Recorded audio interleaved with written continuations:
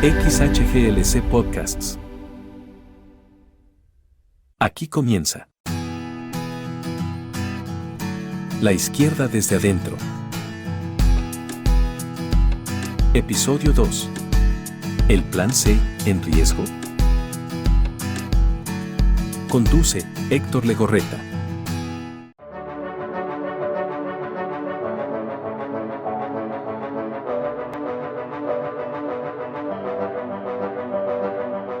Marx decía que en estas épocas de crisis revolucionaria es precisamente cuando conjuran temerosos en su auxilio los espíritus del pasado. Toman prestados sus nombres, sus consignas de guerra, su ropaje, para, con este disfraz de vejez venerable y este lenguaje prestado, representar la nueva escena de la historia universal. Tal vez es por esto por lo que, de pronto, vemos que defensores acérrimos del neoliberalismo en años pasados, hoy los vemos pintados de guinda, para intentar recuperar y continuar con sus privilegios, que perdieron tras la llegada del obradorismo y la cuarta transformación a la presidencia de la República. Y así, con nombramientos un tanto cuestionables, Morena está regresando al poder a los mismos que expulsó hace 6 años. Así, de pronto vemos nombres como Ricardo Crespo en Pachuca, Cuauhtémoc Ochoa en Hidalgo, pero es algo que se repite en otros estados. Rommel Pacheco en Mérida, José Chedraui en Puebla, Sergio Meyer en la Ciudad de México, y podemos seguir nombres de candidatos impresentables que hoy compiten por Morena. Por esto, el día de hoy tendremos una mesa de diálogo, análisis e intercambio de ideas con Jorge Iván Peña Rodríguez, actual consejero estatal de Morena en Hidalgo, y Abraham Román, consejero estatal fundador de Morena de 2012 a 2015, analizando el tema de las candidaturas al interior de Morena, las 20 reformas del presidente Andrés Manuel López Obrador enviadas al Congreso el pasado 5 de febrero, y los ataques mediáticos de las últimas semanas por parte de la derecha contra el presidente López Obrador. Comenzamos el día de hoy escuchando No lo van a impedir, con Amaury Pérez, y volvemos con la mesa del día de hoy. Mi nombre es Héctor Legorreta y los saludo en este segundo episodio del podcast La izquierda desde adentro. Comenzamos.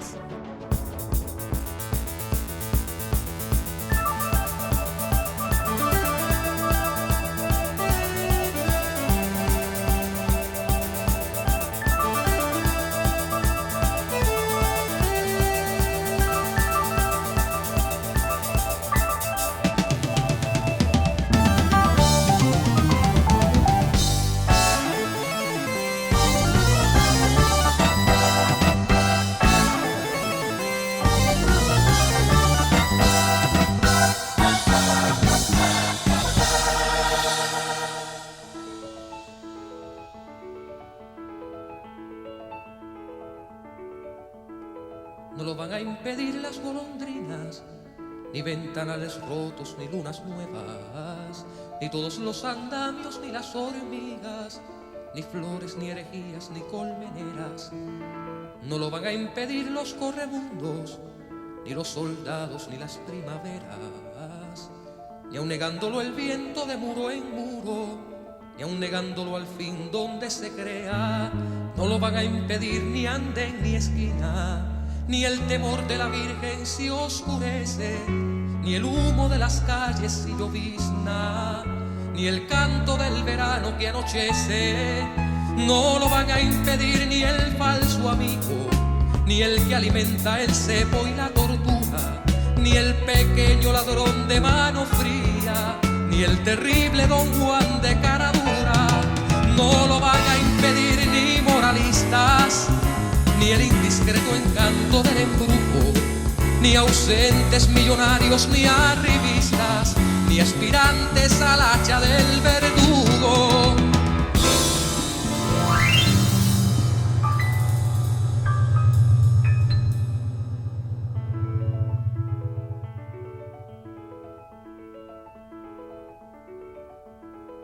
no lo van a impedir las bandoleras, ni el letrado galán de poco vuelo, ni inquisidores, ni aguafiestas, ni eternos sembradores de veneno. No lo van a impedir los enemigos, ni atentos intimistas alabados, ni burócratas tiernos ni podridos, ni herederos ni apóstoles errados. No lo van a impedir del valle al cielo, ni reyes del honor, ni periodistas, ni antiguos comediantes, ni embusteros, ni estudiantes de leyes, ni alquimistas. No lo van a impedir los generales, ni adorables doncellas pervertidas, ni apelables procesos judiciales, ni perros, ni cometas, ni suicidas. No lo van a impedir ni prohibidos, ni novios convencidos y hechiceros. No lo van a impedir las soledades. A pesar del otoño creceremos.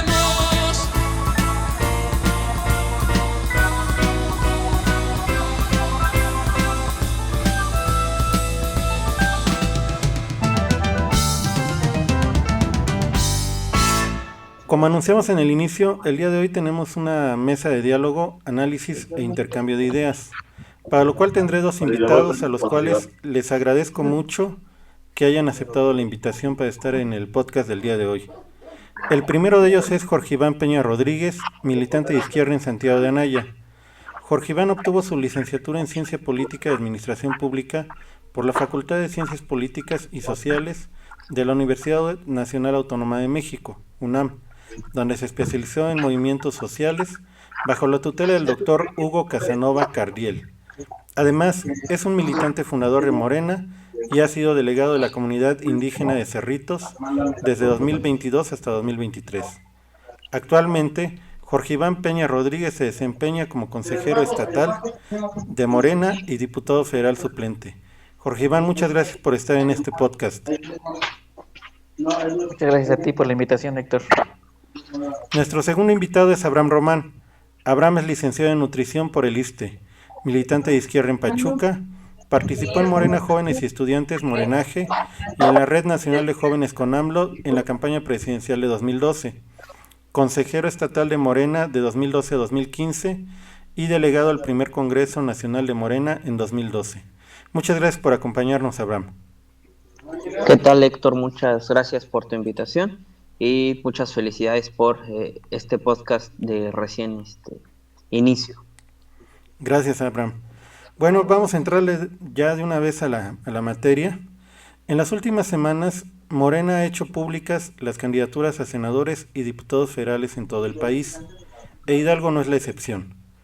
Una de las quejas a nivel nacional y estatal es que han dejado de lado muy buenos perfiles que construyeron el partido, y no solo Morena, sino la izquierda en general, desde hace años e incluso décadas, por incluir en estos espacios a perfiles que poco o nada tienen que ver con esta construcción del partido, o de la izquierda en el Estado en general, y que más bien no le aporta nada a la izquierda por tener un pasado claramente prianista, y con un pensamiento más ligado a la derecha conservadora, que tanto ha criticado el presidente Andrés Manuel López Obrador, que con una izquierda progresista y acorde a los principios de la Cuarta Transformación. Y aquí abro pues la mesa. ¿Cómo podemos entender este tipo de decisiones? Jorge Iván. Bueno, pues mira, yo tengo una visión, no necesariamente es la visión más acertada o la correcta. A mí me toca ver el proceso muy de cerca en el encargo que ahora tenemos como consejeros estatales, y yo pondría primero un ejemplo. La doctora Claudia Sheinbaum es electa candidata de nuestro movimiento, en su primer momento coordinadora nacional de los comités en defensa de la Cuarta Transformación, después precandidata, ahora candidata registrada, por medio de una encuesta que hace Morena, la Comisión Nacional de Encuestas, y por dos casas encuestadoras espejo. No más de 12,000 encuestas por ambas, por las tres encuestadoras, y le dan una clara ventaja respecto al posicionamiento positivo respecto a los otros contrincantes. ¿Cuál es la ventaja? Y esto lo quisiera poner en la mesa, de cómo se manejó el proceso de la elección de la doctora Claudia. creo que fue la transparencia. Hubo mucha transparencia, se explicó el método, se explicó cuáles fueron las casas encuestadoras, cuáles fueron las preguntas, cuál fue el margen de error, nivel de confianza, cuántos cuestionarios se hicieron, y creo que a pocos les quedó duda de por qué había sido designada la doctora Claudia. Lo que ha ocurrido recientemente en el nombramiento de las candidaturas al Senado y en las diputaciones federales es que no ha habido esa claridad, no ha habido esa transparencia. Y eso genera que entre la militancia y entre los simpatizantes, las simpatizantes, pues genera incertidumbre respecto a por qué ciertos personajes que, como lo comentas, no representan necesariamente el perfil ideológico de izquierda que muchas y muchos tenemos, que no todos en Morena, pero sí muchas y muchos, por qué ellos ahora van a ser nuestros representantes en la Cámara de Senadores y en la Cámara de Diputados. Pero insisto, a mí me queda claro que el tema, más allá de los nombres, que no me voy a encasillar en por qué él o por qué ella, es en el método, y ese sí es una responsabilidad muy grande de nuestras dirigencias, de la Comisión Nacional de Elecciones, de la Comisión Nacional de Encuestas, del propio Comité Ejecutivo Estatal, nacional, que no ha clarificado, o sea, no sabemos cuáles fueron los resultados de las encuestas, por ejemplo, en el Senado, para elegir candidatos al Senado en Hidalgo, no sabemos cuáles son los resultados de las encuestas para elegir a las 7 diputaciones federales, ¿no? Y eso, pues, insisto, genera incertidumbre. Abraham. Muy bien, Héctor, pues esa es una pregunta que se realizan muchas de las bases, muchas de los simpatizantes del movimiento. No se explica, no se entiende, no se comprende cómo un movimiento con el 30%, 50, 60 de preferencia, tiene, con una ventaja tan clara, tiene este tipo de perfiles. Simplemente no se explica, no hay una razón convincente que convenza a las bases, más allá del pragmatismo que pudo manejarse en el 2018. No se explica por qué cuando tenemos una amplia ventaja hacemos este tipo de alianzas, este tipo de inclusiones al movimiento, del cual es preocupante porque antes avanzábamos con Andrés Manuel, o avanzamos con Andrés Manuel, seguimos avanzando con Andrés Manuel, pero como él lo ha anunciado, él parará su actividad pública, política, y entonces vendrán aún mayores tiempos de definiciones. Entonces, es un pragmatismo político que quizá la dirigencia nacional, la Comisión Nacional de Elecciones, lo tenga muy medido y tenga otros datos. Sin embargo, no se explica por qué esta inclusión de personajes de derecha, hay que decirlo. Entonces, es jugar con fuego, es jugar en una línea muy delgada que no sé si vaya a redituar para el triunfo tan contundente que expresan la dirigencia, que es el plan C. Bien, al respecto, precisamente, a mí me parece que Jorge Iván toca un tema que pues yo incluso lo incluí dentro del script para esta mesa. Mucho se ha especulado sobre el tema de las encuestas como método de decisión en las candidaturas en Morena, y no tanto por el método en sí, sino por otros factores como la metodología, la aplicación en campo, el sesgo, la tasa de no respuesta, que en algunos casos llega a ser muy alta, la veracidad de los resultados e incluso la duda de si las encuestas se aplican o no en la realidad, que eso es parte de lo que Jorge Iván ahorita hablaba de la falta de transparencia. ¿Cómo explicar decisiones pues como las que hemos vivido en Hidalgo y que se viven a nivel nacional sin la sustentabilidad e incluso sin la credibilidad para explicarlas? Si quieren vamos ahora con Abraham y luego Jorge Iván. Sí, efectivamente, Héctor. Como bien planteas la pregunta, ¿no? El análisis de este tema, ¿cómo se explica? ¿Cómo lo lo aterrizamos. Para mí la falta de transparencia es algo muy importante que se debería de tomar en el partido, pero además yo creo que el método de la encuesta es un método que está llegando a su fin y que principalmente lo sostenía el compañero o presidente Andrés Manuel López Obrador. Creo que el método fue viable porque había una figura preponderante o existe una figura preponderante en la opinión pública, porque existe una figura con calidad moral para realizarlo, pero creo que el método llega a su fin, está llegando a su fin. Hay mucha opacidad, hay falta de certeza por parte de los contendientes, ya lo explicaba incluso gente afín a, este, a la dirigencia nacional, ¿no? Nabo Rojas explicó, no, para el Senado no existió transparencia. En una entrevista hace 2 semanas, no existió transparencia, nunca nos explicaron por qué salió electo ahora compañero Cuauhtémoc Ochoa. Y esa falta de transparencia se está dando en todos los espacios. Entonces yo creo que el método de encuesta, si va a resultar de la opacidad, pues va a ser un método que francamente tiene sus días contados o francamente desgastará mucho a los partidos, porque ahora también ya los partidos del frente lo adoptan. Entonces, pues veremos en qué, o al menos en la teoría, ¿no? Ya lo quieren implementar, ¿no? Entonces, veremos en qué acaba el método, porque una de dos, o seguimos con la encuesta, pero se deben de tener reglas más claras y reglas establecidas para determinar la transparencia del proceso. Si no, pues el método tiene que cambiar y yo creo que debemos de avanzar a primarias en México, pero eso sería otro tema.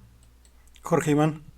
Mire, yo como científico social, que dicen que soy, yo sí confío y creo que la encuesta es un método, una técnica de investigación efectiva. Repito, técnica de investigación, una herramienta que nos ayuda a medir cuál es el reconocimiento, la aceptación en este caso, los puntos positivos, los puntos negativos de un aspirante, un suspirante a un cargo de elección popular. Pero desde mi punto de vista, la encuesta no tendría que ser el método final de decisión que establezca quién es candidato o quién no puede ser candidato. Tendría que ser un parámetro en el cual nosotros o la dirigencia, las personas que toman decisiones, pudiesen tomar, para la redundancia, una decisión más informada y más objetiva.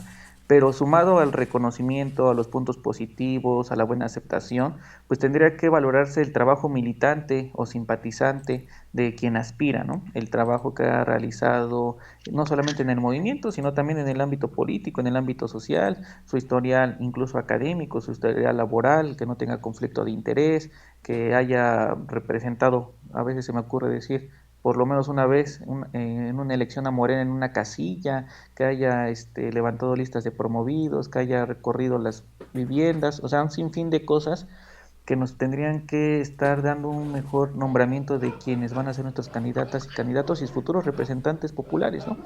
Pero bueno, como eso no se puede hacer, el estatuto dice que uno de los métodos de selección de candidaturas, uno es la insaculación, que si quiere hablamos de eso, que también tengo ahí muchos temas que comentar. El otro son las asambleas electorales y por último está el tema de la encuesta, ¿no? Bueno, si se respetara la encuesta así como la maneja el estatuto, así como la plantean, ya sin ver el trabajo militante, la trayectoria, el puro reconocimiento de la encuesta, estoy seguro que no tendríamos estos candidatos ni candidatas en algunos distritos federales y ni se diga en el Senado, ¿no? O sea, eso a mí me queda claro. La encuesta hubiera dado otros resultados si se hubiese respetado el método como se había planteado. Pero insisto, yo creo la encuesta me parece que también ayuda a dirimir muchos conflictos, sobre todo en los distritos locales, en federales, en los municipios, ni se diga. Pero si no hay claridad, si no hay certeza, si no hay objetividad, si no se respetan las reglas, si no se respetan los estatutos, si no se respetan la convocatoria, pues eso, insisto, genera incertidumbre y la incertidumbre no ayuda en nada ni a nadie. Jorge Iván, ahorita acabas de tocar un tema medular. Eh, Tú hablabas de la trayectoria dentro de Morena y de hecho la convocatoria sí lo menciona. La convocatoria dice que pues todos los aspirantes deben de enviar su trayectoria y qué le han aportado al movimiento y a la cuarta transformación para que pues se les pueda ser considerado como coordinadores de Morena, ya sea en los distritos locales, en el estado, en los distritos federales o en el municipio. Entonces, Morena se está brincando de esta parte de la convocatoria o qué criterios adoptaron como para que de pronto tengamos a un Cuauhtémoc Ochoa, tengamos a un Ricardo Crespo como candidatos que claramente pues no no representan pues al movimiento. Mira, yo quisiera comentar algo primero. Morena somos todas y todos. O sea, Morena es mucho más que sus dirigencias, Morena es mucho más que la toma de decisiones de estas dirigencias. Entonces, yo sí quisiera ser muy enfático. No es Morena quien se está equivocando, o no del todo, ¿no? Es la dirigencia. Hay una dirigencia, un comité ejecutivo nacional, una comisión nacional de elecciones que, desde mi punto de vista, se está equivocando.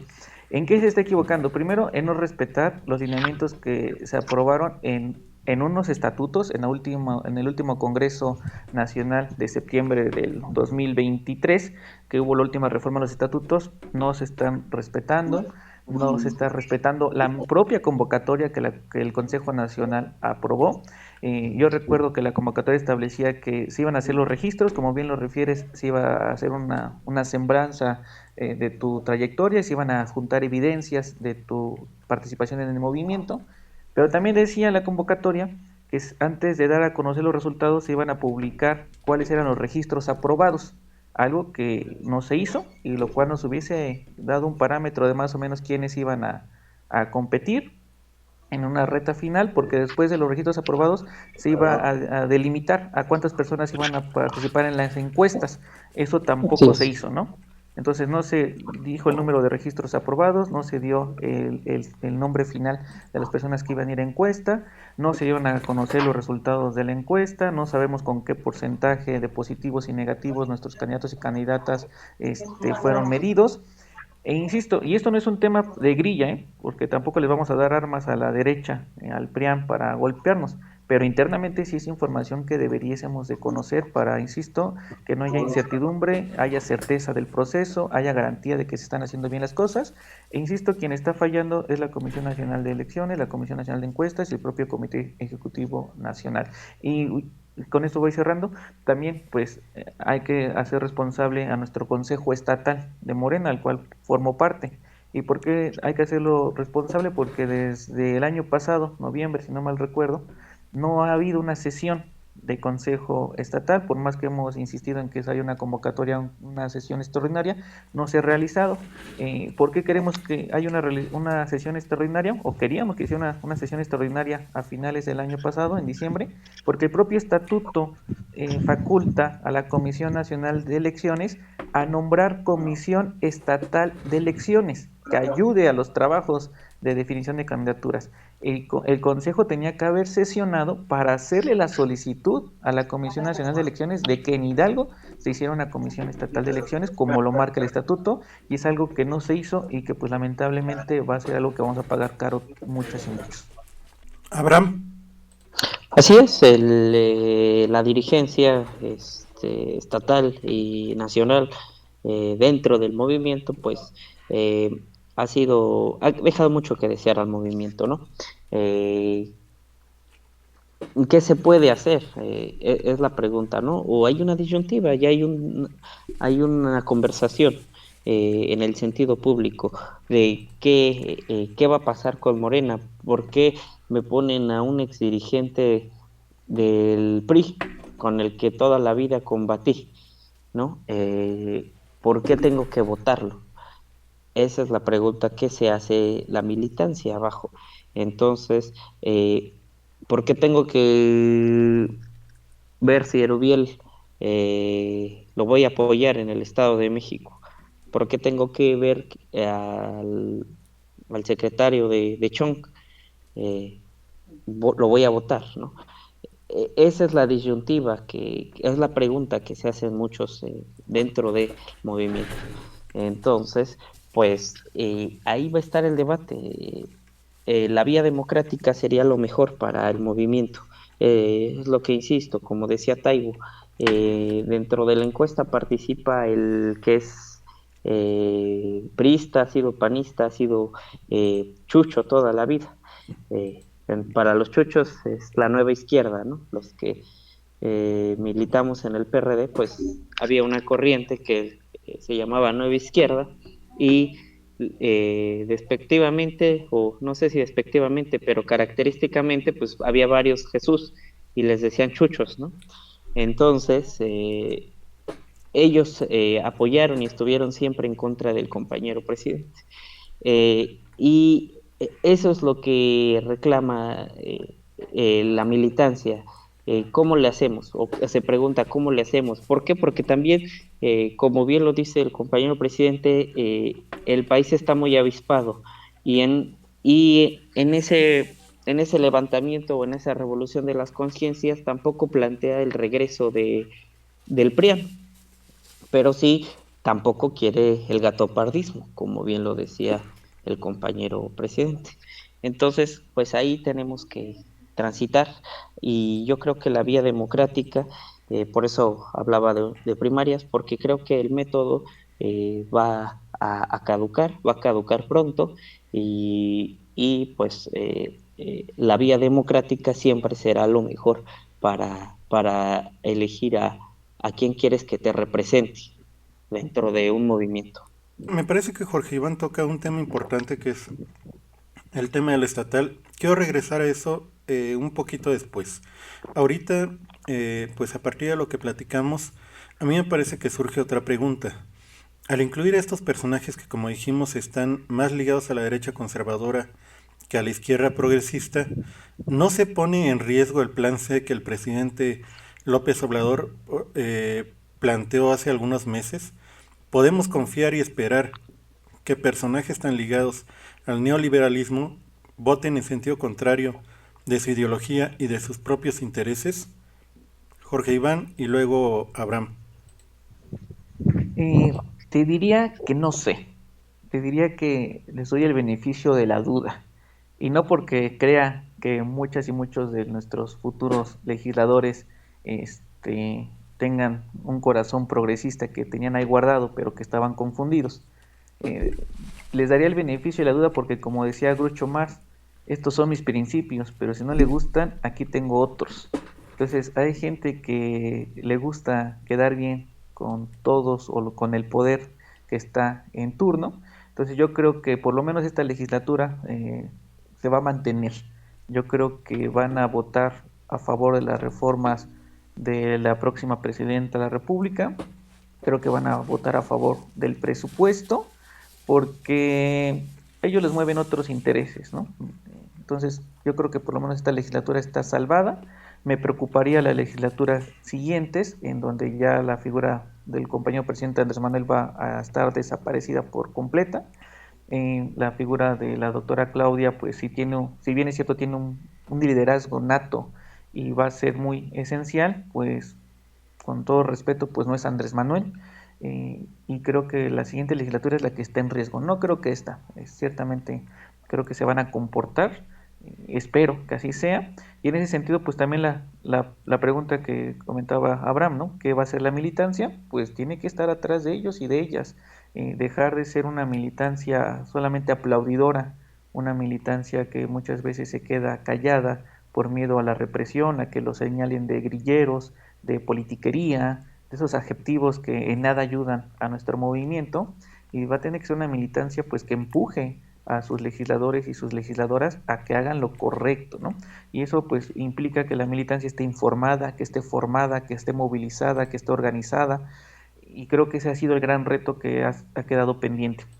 Nos quejamos y con justa razón, y no voy a decir lo contrario, de que ha habido candidaturas que son impresentables, pero también en ese terreno de las candidaturas impresentables juega un papel importante la militancia, que durante estos años pues ha estado dividida, en una militancia que en muchos sentidos ha estado flaqueando en su papel de militante. Hay muchas y muchos que se les reconoce el trabajo permanente, ¿no? Pero si hablamos de una mayoría de la militancia, cierto es que no todas y no todos le entran al trabajo territorial, y pues eso pues también implica que haya vacíos que se llenan con gente que pues tiene otros intereses y que lo sabe hacer muy bien, ¿no? Y para cerrando, yo comparto con Abraham el tema de que tendríamos que aspirar a una democracia participativa en la que hubiese elecciones primarias, por ejemplo, en la que de manera libre, ordenada, consciente y democráticamente se pudiese elegir a nuestros candidatos y candidatas dentro del partido Movimiento, pero creo que en estas circunstancias no hay forma, no hay condiciones, ¿no? Prueba de ello, pues nos regresamos al 2023, en la última elección de consejeras y consejeros estatales, en donde claramente se vio que el voto no fue ni libre ni secreto, ni mucho menos no condicionado por parte de muchas y muchos consejeros y consejeras que hoy nos representan, ¿no?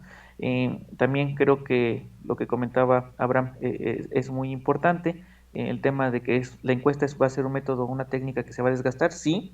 Sin embargo, en este momento a lo mejor sí nos podría ayudar, porque 7 de cada 10 mexicanas, mexicanos simpatizan con el movimiento. Entonces, si aplicas una encuesta, hay un 70% de posibilidades que las personas que vayan a responder sean afines a nuestro movimiento. Eso me preocuparía ya cuando tuviésemos una aceptación mucho menor, en donde pues ya ahí sí podríamos estar entrevistando a una mayoría prianista. Pero en este momento creo que hay condiciones para que las encuestas se realicen de manera efectiva. Abraham. Evidentemente, el método ya está desgastado, pero hoy en día, o va a caducar, no creo que actualmente hoy esté desgastado, va a caducar. Hoy ha sido el mejor método, yo sostengo que es gracias al presidente, pero planteando a tu pregunta, Héctor, mi pecho no es bodega, y yo creo que sí sí puede traer un riesgo al plan C. Tal vez no en este próximo proceso. El riesgo que veo es que pueda pasar un Brasil, una Argentina, ¿no? Donde pues al final esta gente que arriba los movimientos, o que se dice ya haber cambiado y haber dejar de ser lo que eran antes, neoliberales, antorchistas, etcétera, etcétera, al final pueden traicionar al movimiento. Esa es la preocupación, eso es lo que ocupa hoy a la militancia, eso es lo que la conversación se da.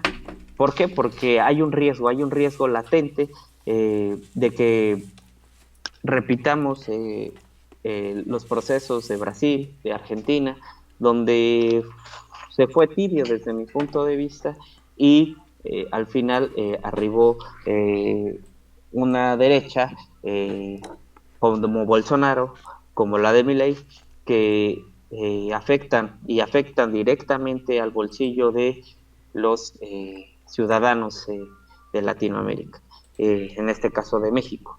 Entonces, ese es un riesgo latente, falta democracia, falta un movimiento dentro del movimiento donde se impulse un movimiento democrático, donde haya primarias dentro de todos los partidos el mismo día, un método para elegir a quien quieres que sea tu representante a candidato.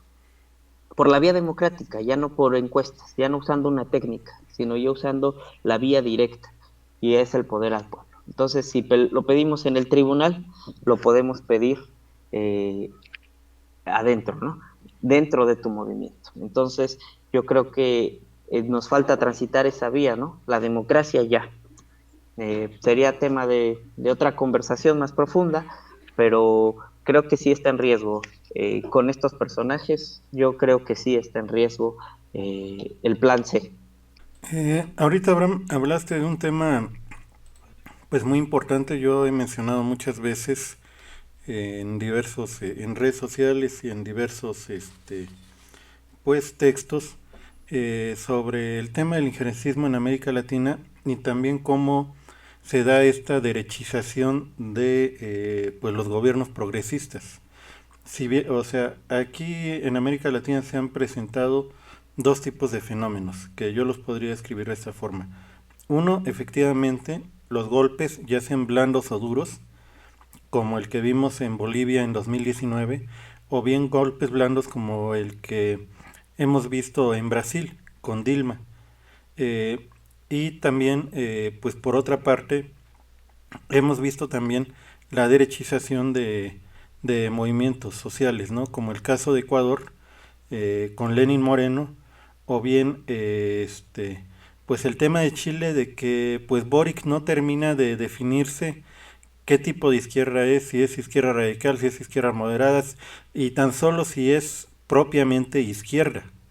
Entonces, pues aquí el tema es, pues hacia dónde va Morena, Eh, porque de pronto surgía la lectura de que pareciera que Morena quiere fuera del partido a sus fundadores y militantes más acérrimos y dejarlos fuera de cualquier espacio de decisión en favor del prianismo que sigue acaparando más espacios y más partido. ¿Qué hacer ante un escenario tan complicado para los fundadores y militantes de izquierda? Abraham y luego Jorge Iván. Abre tu mic, Abraham. Es la organización, muy bien lo decían, a veces falta participación, falta madurez, falta altura de miras dentro de movimientos de izquierda, porque si bien para asegurar el triunfo del compañero presidente Andrés Manuel López Obrador, se juntó la izquierda y se abrió un escenario importante de apertura, donde entró mucha gente de derecha, pero esto esto debía ser temporal. Sin embargo, pues las divisiones internas, la apatía, la confianza, el exceso de confianza y la falta, también hay que decirlo, de oportunidades, que a veces, como tú dices, falta la apertura de las dirigencias hacia los fundadores, porque sí hay mucha apertura hacia la derecha. Entonces, pues yo creo que ahí es donde debemos ahondar en la organización interna y en elegir y hacer un movimiento dentro del movimiento donde tengamos democracia interna. ¿Para qué? Para evitar todo ese tipo de chapulines. Jorge Iván. Mire, yo soy miembro fundador, al igual que ustedes, de este movimiento. A lo mejor Héctor por la edad un poquito más antes que yo, pero me siento orgulloso del partido que hemos fundado, en el que he militado prácticamente la mayor parte de mi vida. Sin embargo, creo que el hecho de que yo sea fundador no me da ningún derecho, ni me da ningún beneficio, ni tendría por qué hacerlo. Yo creo que el error que hemos cometido, la base fundadora de este movimiento, es creer que por el simple hecho de haber fundado este movimiento tenemos mayores garantías o privilegios, o tendríamos que tenerlas respecto a quienes van incorporándose, ¿no? Mire, yo creo que el papel del fundador tiene que ser el papel de un militante que milita, y eso implica, insisto, no dejar el territorio, no dejar de seguir recorriendo las colonias, las calles, las comunidades, seguir tratando de organizar a la población en círculos de estudio, en comités de defensa de la Cuarta Transformación, en darle vida a esos comités, ¿no? Muchas y muchos que fuimos electos consejeros en el último proceso, pues lo hicimos porque teníamos un trabajo recorrido durante años, ¿no? Y eso pues no cualquiera lo puede hacer, y no es un sentido peyorativo, es un sentido de que pues no todos no tienen las mismas posibilidades, ni siquiera económicas, materiales, humanas, para estar en ese papel militante de manera permanente. ¿A qué debemos aspirar entonces la base fundadora, la base militante? A la reorganización, a la unidad, y eso es algo muy complejo y muy complicado, ¿no? Siempre que se habla de unidad, se entiende que la unidad es para que uno u otro sea candidato o candidata, y no entendemos que la unidad es en torno a proyectos, ¿no? Y esos proyectos incluso son municipales, son locales, son estatales, son nacionales. Es un tema muy difícil porque dentro de la izquierda nos divide la diversidad de pensamiento. A la derecha, como se ha dicho, pues los unen sus intereses, y a nosotros nos desunen las ideas. El papel entonces de la militancia es seguirse formando ética, política, ideológicamente para saber anteponer intereses colectivos por encima de intereses particulares, ¿no? Y eso pues se aprende, insisto, en el territorio. Respecto al tema de América Latina, es un tema que a mí me apasiona mucho. Efectivamente, corremos el riesgo de que ocurra en México un tema como casos de América Latina, Ecuador, Bolivia, Brasil, Perú, Chile. Sin embargo, no lo veo por fortuna en el corto ni en el mediano plazo, ¿no? La última entrevista, la única entrevista que el presidente Andrés Manuel ha ofrecido a esta periodista de origen ruso, él lo explicaba, no hay condiciones en este momento para que la derecha empresarial voraz avasalle el poder o llegue al poder ni por una vía democrática ni por una vía de golpe blando o golpe duro, ¿no? Porque el pueblo en este momento está politizado y se ha arraigado el tema de la cuarta transformación, el tema del ideal del humanismo mexicano. Me preocupa, insisto, a futuro, ¿no? Y hay que tener el tema ahora para que ese futuro nunca llegue. También en esa entrevista que le hacen a Andrés Manuel, le preguntan que si no teme de que Morena se vaya hacia la derecha, y Andrés Manuel dice que no, que probablemente se puede recorrer al centro, pero no a la derecha, ¿no? A mí eso también me espanta, ¿no? Yo ni al centro, para mí no existe el centro, o eres de izquierda o eres de derecha, pero es una visión que hasta el propio presidente tiene, en el sentido de que las condiciones objetivas y materiales de un contexto social dado, pues son las que condicionan el proceso que hay que seguir, ¿no? A lo mejor no hay todavía condiciones para que en México se implemente un programa de izquierda radical, las condiciones a lo mejor siguen siendo para que estemos en un tema un poco más moderado, más progresista, y aspiro a que sigamos organizando el movimiento para que eso vaya a ocurrir en corto o mediano plazo, pero desde lo local, desde lo comunitario, desde lo municipal, para empezar desde abajo hacia arriba. Gracias, Jorge Iván. Bueno, pues prácticamente con esto estaríamos terminando la primera parte de la mesa. Antes de ir al segundo bloque, haremos una pausa, tras la cual hablaremos de las 20 reformas del presidente, presentadas el 5 de febrero pasado, así como los ataques mediáticos de las últimas semanas por parte de la derecha y desde Estados Unidos contra el presidente Andrés Manuel López Obrador. Mientras, escucharemos a continuación a Green Day con la canción American Idiot. Volvemos a la izquierda desde adentro.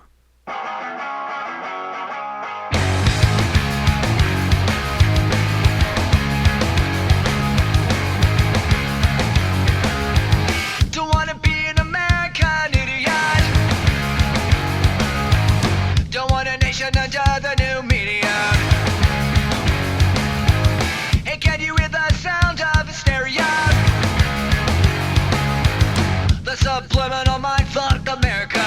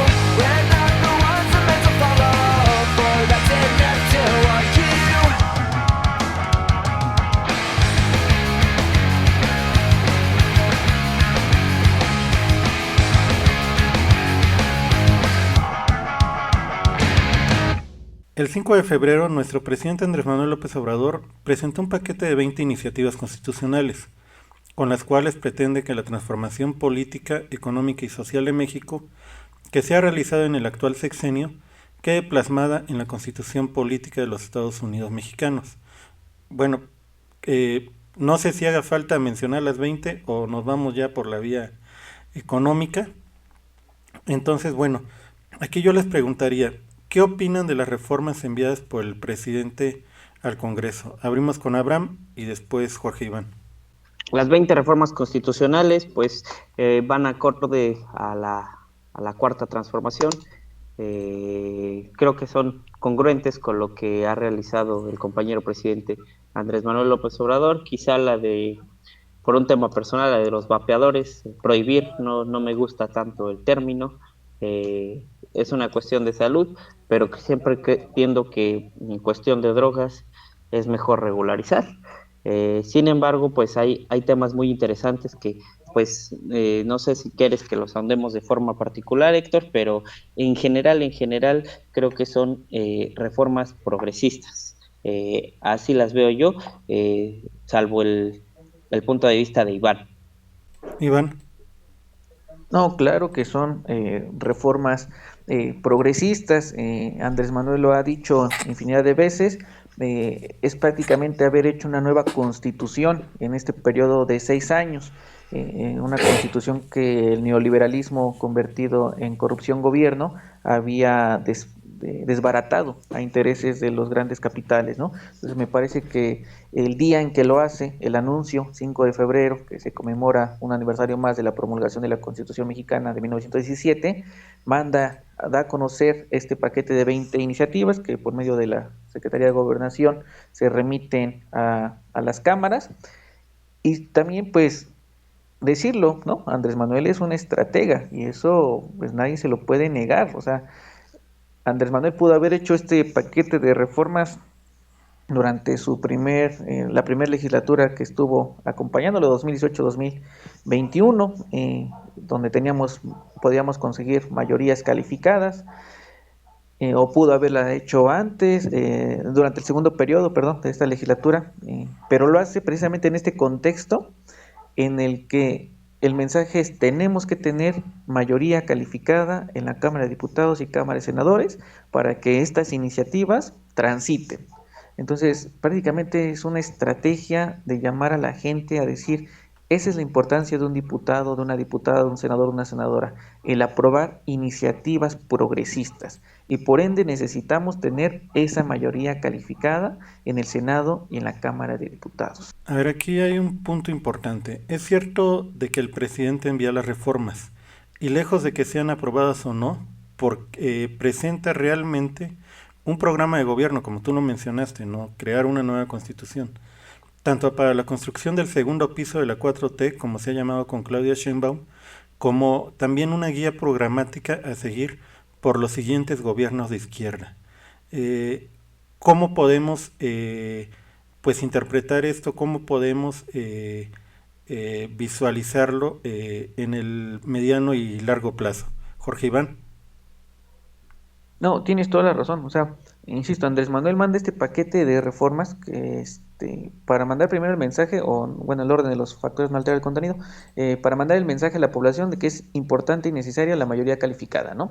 Pero también es el mensaje para decirle a Claudia, que creo que lo tiene presente, que ese es el camino que tiene que seguir y que de no aprobarse en este último periodo de esta legislatura que ya se va, pues le tocará a ella seguir impulsando estas reformas para que se queden plasmados en la Constitución el derecho a la pensión desde los 65 años y que no puede ir en detrimento del incremento de la inflación, que quede plasmado en la Constitución el tema de que los trabajadores, las trabajadoras sean dueños de sus viviendas, el tema de que los pueblos y comunidades originarias sean sujetos de derecho y que se les consulte cuando se les afecte en alguna obra o en una acción de manera directa, y sobre todo el tema de la reforma político-electoral, ¿no? Que implica un cambio en el paradigma de cómo elegimos a nuestros representantes populares, la disminución de regidores, de diputados, senadores, la disminución de los gastos de campaña, la forma en cómo se van a asignar esta nueva integración de la Cámara de Diputados, senadores. O sea, es un trabajo a mediano y a largo plazo que prácticamente se lo deja encargado a Claudia para que se entretenga y no pierda el rumbo y se siga construyendo, como lo refiere el eslogan, el segundo piso de esta cuarta transformación. Abraham. Efectivamente, Héctor, creo que es el rumbo que también debemos de tener como bandera en el movimiento. ¿Para qué? Para que si no pasan algunas de estas reformas, de 20 reformas que propone el compañero presidente, pues sea la ruta a seguir, ¿no? Y profundizarlo, como bien se dice, ¿no? Evidentemente algunas ya se aprobaron, van a pasar, incluso algunos partidos de la oposición van a votar a favor, en otros no, en otros puntos particulares seguramente el debate se va a dar y no pasará, o habrá modificaciones. Sin embargo, creo que es la ruta, y esa ruta es buena, esa ruta es progresista. Sin embargo, pues ya sabremos, ¿no? Volviendo un poco al tema, ¿no? A ver si Sergio Mayer en lo particular más adelante no vota en contra, como lo hizo en la anterior legislatura, ¿no? Son los riesgos que llevamos, pero vamos a ver una profundización, es una buena ruta. Hay que puntualizar, como lo dijo el presidente, que nadie gane más que él, ningún funcionario público, y me parece bien. Bueno, evidentemente, pues era una cuestión de esperarse. La derecha se ha opuesto sistemáticamente a las reformas planteadas por el presidente, pues primero porque pues han defendido el neoliberalismo a más no morir, como si fuera una cuestión cuasi religiosa. Pero, sin embargo, existe una facción del Frente, que es la encabezada por el PRI, que dicen que podrían acompañar algunas de las reformas del presidente, como la reforma al sistema de pensiones. A mí me parece más que claro que esta es una maniobra del PRI para intentar captar votos, frente a una elección presidencial perdida y pues que ya se desbarrancó con Xóchitl Gálvez. Pero quisiera saber su opinión al respecto. Abraham y luego Jorge Iván.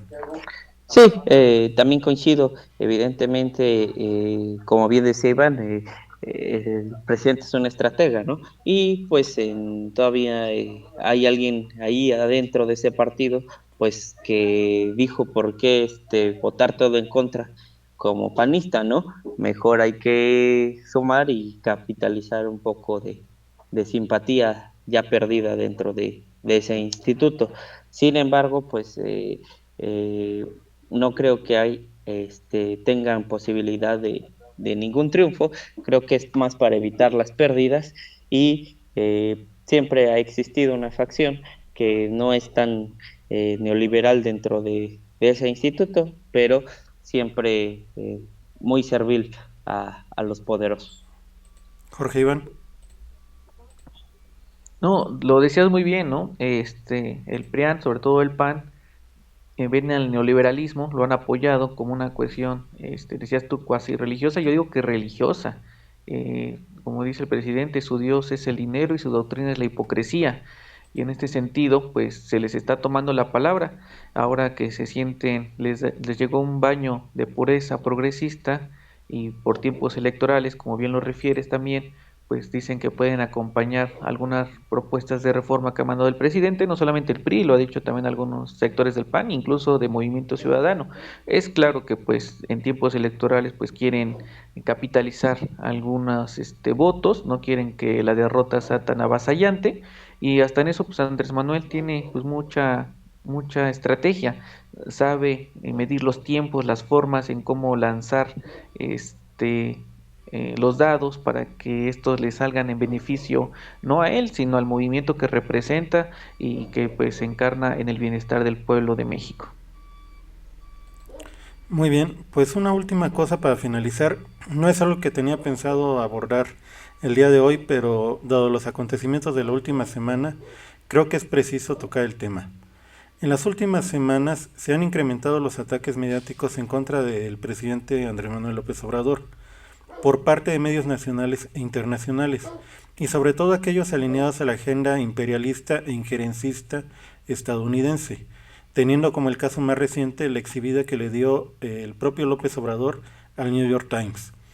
Más allá del revuelo mediático que ocasionó este caso y el desarme de un golpe mediático en contra del presidente, lo que cabe señalar en este sentido, y es parte de lo que platicábamos de lo que sucede en América Latina, es que pareciera una estrategia de desestabilización y enrarecimiento político, donde incluso yo me podría atrever a señalar que se trata de una estrategia de golpe blando contra Andrés Manuel. ¿Qué opinan al respecto? Jorge Iván y luego Abraham. No creo que sea directamente una estrategia de golpe blando contra Andrés Manuel. O sea, es evidente que es una estrategia de golpe blando. Creo que es un ensayo. Lo que están haciendo con el presidente es un ensayo de lo que quieren y pretenderán hacer con Claudia. O sea, Andrés Manuel tiene una aprobación de más del 76% de la población. Es muy complicado que por medio de ataques cibernéticos o mediáticos lo desestabilicen. Y además en este momento de la sucesión presidencial pareciera ser hasta incluso ya innecesario. Me preocupa porque creo que sí es un ensayo a lo que a la doctora Claudia le espera. Y creo que en ese sentido se ha afinado muy bien la idea del plan C, de que si Andrés Manuel ganó con 31 millones, la doctora tiene que ganar con más de 35 millones, ¿no? Tiene que haber una victoria contundente, tiene que haber un respaldo popular, porque insisto, Claudia no es Andrés Manuel, no tiene el mismo carisma, no tiene la misma trayectoria política, no ha recorrido el 100% de los municipios de México, y a pesar de que cuenta con la simpatía de la población, pues necesitamos que esa simpatía se vea reflejada en votos y que esos votos... Se nos fue Jorge Iván, creo. Sí. Bueno, si quieres, un poco. Sigue tú y ahorita a ver si regresa Jorge Iván. Ok. Sí, es una estrategia. Yo creo, Héctor, es una estrategia de la derecha, más por los tiempos. Yo creo que no lo veo así como un tipo de ensayo, como un golpe blando. Yo lo veo más por un tema mediático para pues restarle simpatías al movimiento, para hacer dudar a esos sectores de clase media que generalmente consumen este tipo de periódicos o el impacto les llega a ellos. Sin embargo, pues no por eso no creo que puedan existir intenciones más adelante, ¿no? El ser vecino del país más poderoso del mundo, pues siempre te lleva a eso, y además ser la contraparte a su modelo económico, pues peor aún. Entonces, yo creo que puede, más adelante sí lo podría ver, siempre es el riesgo latente. Yo lo veo más una cuestión mediática. ¿Para qué? Para que no restar puntos al movimiento. Muy bien, pues agradecemos mucho a nuestros invitados del día de hoy por haber aceptado acudir a la mesa. Muchas gracias, Abraham. Espero que todavía nos alcance a escuchar Jorge Iván porque se nos fue de la comunicación. Te dejamos de escuchar, Jorge Iván. Si quieres cerrar tu idea y si quieres también algo más que quieras agregar antes de despedirnos, pues también agradecemos tu comentario. Nada más estaba comentando que por eso es importante que la doctora Claudia saque más de 35 millones de votos y que el partido Movimiento sea capaz de canalizar esos votos en un respaldo popular para que no nos vayan a querer hacer una sorpresa de algún intento de desestabilización. Y ya para cerrar, mira, me regreso a la primera parte, si me lo permiten, como conclusión. Sí. Uno de los métodos más democráticos que yo considero es la insaculación, en donde todas y todos pues tenemos las mismas posibilidades de salir, ¿no? Para eso claramente tiene que haber filtros, no cualquiera puede ir a un proceso de insaculación. Acá en el último proceso de insaculación para diputados federales tuvimos la fortuna de que una compañera militante de toda la vida fuese sorteada, la compañera Eunice. Estamos muy contentos porque va a ser diputada federal por acción afirmativa indígena, va en la posición 9. Estoy un poco triste, molesto, porque nuestra secretaria de organización, compañera igual, fundadora de Base Militante, que había salido en el lugar número 2 de la lista de consejeros nacionales, pues nos la mandaron hasta la lista 21 final, lo cual pues tiene pocas o nulas posibilidades, y lo comentábamos, la dirigencia, cuando lo único que tenemos es la suerte, hasta eso nos quita. Entonces, pues esa es la reflexión de que pues no se vale, ¿no? Y pues muchas gracias, Héctor, por la invitación, y cada que sea requerido, pues cuenta con nosotros. Muchas gracias, Jorge Iván. Abraham, para cerrar. Muchas gracias, Héctor, por tu invitación a este podcast. De nuevo, pues gracias a Iván, muy buena intervención. Bueno, felicitarlo. Y en conclusión, pues hay que reorganizar el movimiento, hay que seguir dentro de la izquierda, hay que militar, sobre todo, es la reflexión que se lleva uno, hay que militar, hay que analizar y hay que ver la coyuntura, pero seguir participando, ¿no? A veces es difícil, o el desánimo llega a muchos compañeros, ¿no? Pero sin embargo, siempre se puede luchar y siempre se puede uno reorganizar para continuar en el movimiento de transformación y recomponer lo que haya que recomponer. Muchas gracias a nuestros invitados del día de hoy por acompañarnos.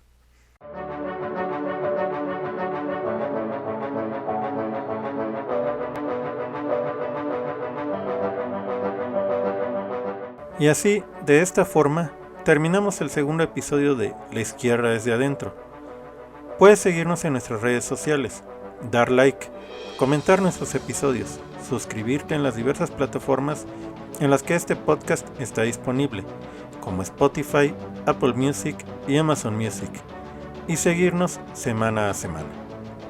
Nos despedimos el día de hoy con Silvio Rodríguez y su canción La Masa, publicada en su álbum Unicornio de 1982.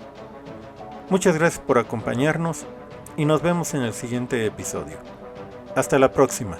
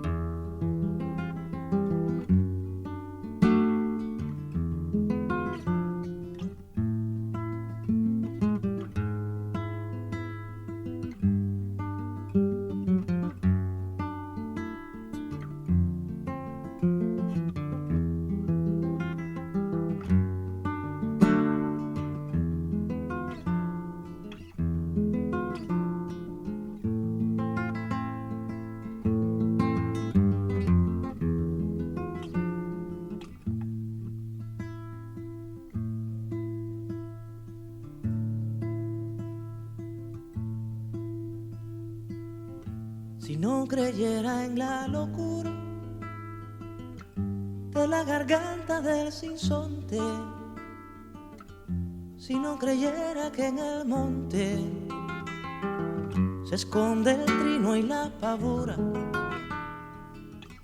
si no creyera en la balanza, en la razón del equilibrio, si no creyera en el delirio, si no creyera en la esperanza,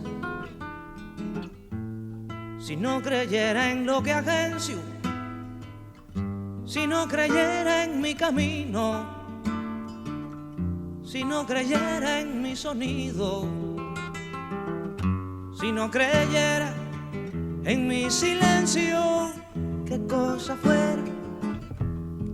fuera la masa sin cantera, un amasijo hecho de cuerdas y tendones, un revoltijo de carne con madera, un instrumento sin mejores resplandores que lucecitas montadas para escena. Qué cosa fuera, corazón, qué cosa fuera, qué cosa fuera la masa sin cantera, un testaferro del traidor de los aplausos, un servidor de pasado en copa nueva, un eternizador de dioses del ocaso, júbilo hervido con trapo y lentejuela. Qué cosa fuera, corazón, qué cosa fuera la masa sin cantera, qué cosa fuera, corazón, qué cosa fuera la masa sin cantera.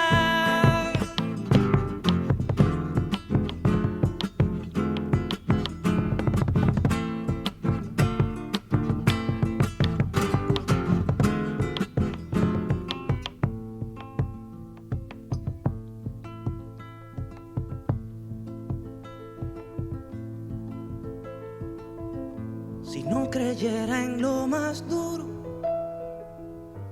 si no creyera en el deseo, si no creyera en lo que creo,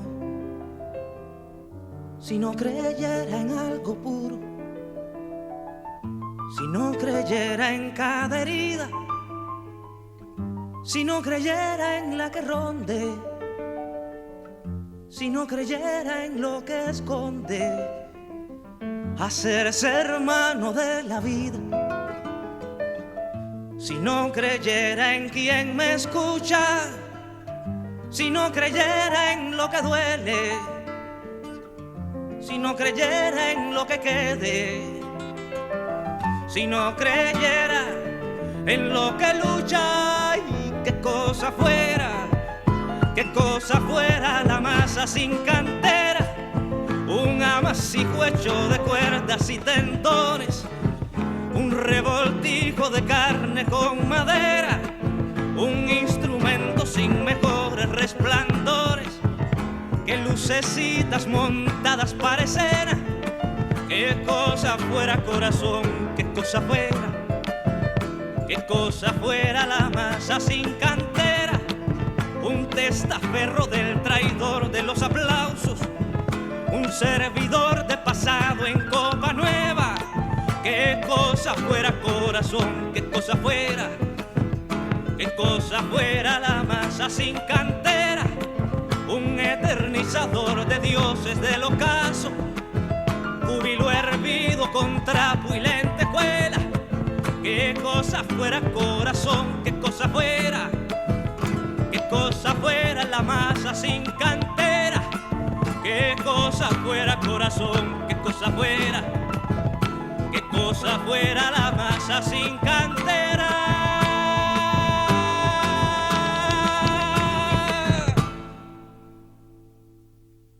Esto fue La Izquierda desde adentro.